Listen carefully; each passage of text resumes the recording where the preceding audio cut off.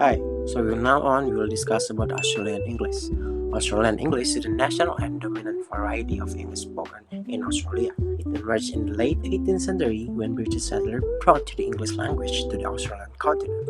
Over time, isolation, diverse social backgrounds, and interaction with Aboriginal communities shape a unique accent, vocabulary, and style of speech that set Australian English apart from both British and American varieties. Today, Australian English reflects the nation's egalitarian, humorous, and laid-back culture. It has become a key part of Australian identity, a symbol of how language evolved to represent people's way of life, value, and history. This video discusses its phonological, accent, lexical, vocabulary, and slang, grammatical, and cultural characteristics, supported by detailed example and references. From now on, the main discussion, description and characteristic. Australian English is non-throatic accent, meaning the R sound is dropped at the end of words. For the example, we can use car. And the key phonological characteristic including non-rhoticity, T-flapping, vowel shift, and high rising terminal we can call uptone. These features make Australian English sound friendly and melodic to foreign ears. Accent variety Australians became a three varieties. First one is Broad Australian English, strong, informal, often rural. The second one is General Australian English, the natural one, the most common from use in schools, cities, and media. And the last one is about the cultivated Australian English, softer and closer to British received pronunciation, used by older or formal speakers. Next, the example of slang and typical Australian phrases in sentence. First, today mate, I'm gonna chuck a couple of snakes on the Barbie this arvo. Wanna come round for a bit of tucker? In general English, good day friend, I'm going to put some sausage on the barbecue this afternoon. Do you want to come over for a bit of food? So, good day mate, this is a classic Australian greetings. And chuck snacks is to put sausage. This is Australian slang. And Barbie is barbecue. This is abbreviation. Arvo is afternoon. It is also a typically Australian abbreviation. And tucker is a food. This is slang words for food. Second, excuse me, where's the nearest servo? I need to fill up and I left my sunglasses in the car. In general English, excuse me, where is the nearest service station? I need to fill up the tank and I left my sunglasses in the car. Servo is service station. This is abbreviation. And sunnies is sunglasses. This is abbreviation too. And the last is, do you reckon the weather will be right for the footy tonight? Yeah, nah, but shall be right. In general English, do you think the weather will be good for the football game tonight? Well, not really, but everything will be okay. Don't worry. So, footy is a football. This can revert to AFL and rugby. AFL is Australian Football League and rugby. This is a very popular physical sport in Australia. Yeah, nah. This is an ambiguous but typically answer. Of the meaning, no, but. And answer then answer, but there is an explanation. And she'll be right. This is a very typical Australian calming phrase. And now, we're moving to the differences.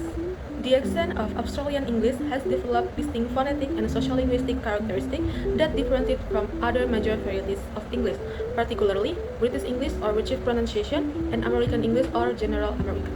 First one is rhoticity. One of the most fundamental differences between Australian English and other English varieties lies in the presence or absence of rhoticity. Australian English is considered non-rhotic, meaning that the sound R is not pronounced at the end of syllable or before a consonant. This characteristic is shared with British pronunciation, the prestige accent of Southern England. In contrast, American English is rhotic, where sound R is pronounced in all environments including syllable final and preconsonantal positions. For example, the word car is pronounced car in Australian and British English, but car in American English. This phonological distinction is one of the key features that makes Australian English sound closer to British English than American English, although both differ in many other aspects. The second one is vowel quality and shifting. Another significant point of difference is the quality and positioning of vowels. Australian English exhibits a vowel system that has differed considerably from both English and American models due to a long-term process of vowel shifting. The vowels in Australian English are generally realized in higher or more fronted positions than those in received pronunciation. For instance, words like fish and man are often pronounced as fifth and mian, respectively. These differences are not random but reflect systematic changes in the vowel space of Australian English that have been occurring over several decades. According to Chalks in 2024, acoustic studies demonstrate measurable shifts in monophthong targets, showing that the Australian English has developed its own trajectory of vowel evolution independent from British or American influences. And the third one is sociophonetic variation. Within Australian English, there exists a continuum of accents known as broad, general, and cultivated in Australian English. These varieties represent different social identities and speech styles within the Australian community. Broad Australian English is the most localized variety and often associated with rural areas or traditional Aussie stereotypes. Cultivated Australian English, on the other hand, is closer in pronunciation to Received pronunciation and has historically been linked to higher social status. And General Australian English occupies the middle ground and has become the standard variety used in education, media, and public communication.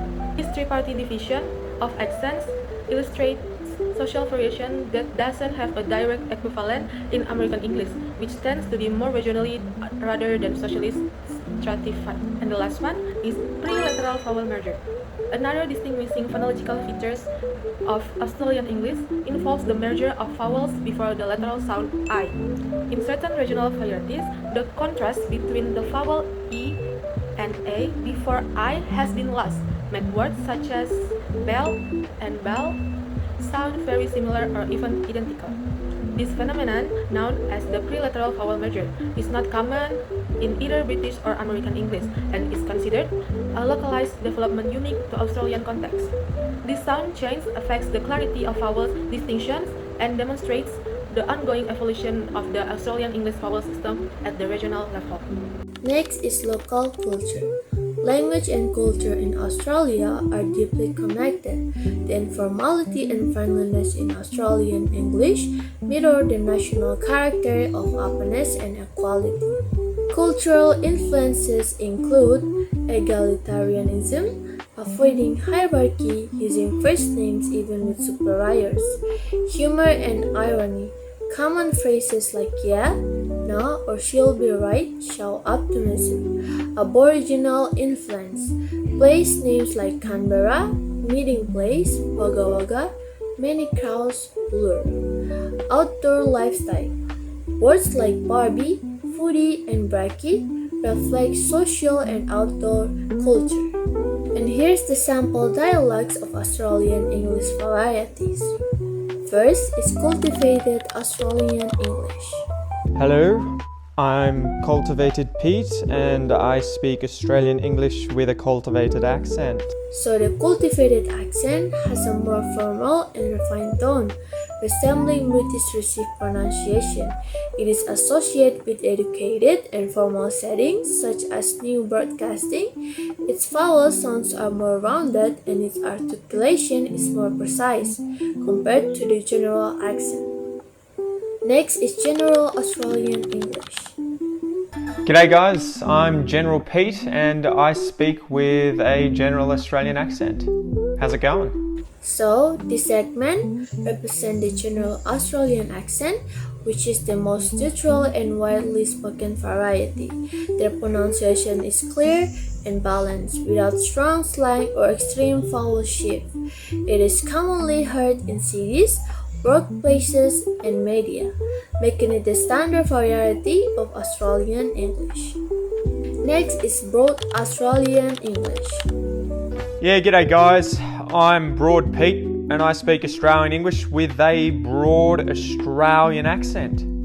So Broad Australian English is the most strongly accent and stereotypically Aussie variety. It features relaxed pronunciation, wider diphthongs, and informal expression like "g'day." It is often associated with rural areas, casual social groups, and traditional Australian identity. Australian English is a vibrant, evolving variety that expresses Australia's cultural values of friendliness, equality, and humor. While rooted in British English, it has developed its own distinctive style, vocabulary, and expression that make it globally recognizable. From unique vowel sound to colorful slang, Australian English reflects the national relaxed, creative, and proud identity.